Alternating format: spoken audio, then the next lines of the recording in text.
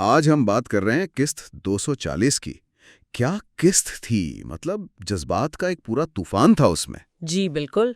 राज खुले, दुख सामने आए, रिश्ते बदले और कई नए सवाल भी पैदा हुए। वो अल्फाज, तुम्हें गोद लिया गया था, फिर तुम्हारी माँ उसरा अलमास जिंदा है। ये सिर्फ एक राज नहीं खुला, ये उसकी पूरी शनाख्त, उसका पूरा वजूद, वो सब सवालिया निशान बन गया। दूसरी तरफ हमने बारान का शदीद गम देखा। हाँ, करीम की कब्र पर वो मनाजिर बहुत बहुत भारी थे। वो जिस तरह अपने दोस्त को याद कर रहा था, वो पछतावा।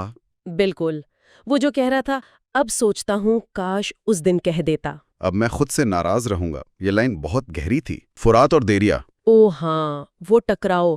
फरात ने गुल के बारे में पूछा कि तुमने मुझसे झूठ क्यों बोला। और देरिया, उसने पलटकर इल्जाम किस पर लगाया? फुरात के अपने बाप पर, कहा कि ये जाके अपने बाबा से पूछना। तो खुलासा ये है कि किस्त 240 ने हमें दिल्लान की जिंदगी के सबसे बड़े सच से मिलवाया, बारान का गहरा दुख और नया अज़्म दिखाया, जुवेरिया की एक नाकाम चाल देखी और देरिया के जरिए पुराने राजों की तरफ इशारा मिला।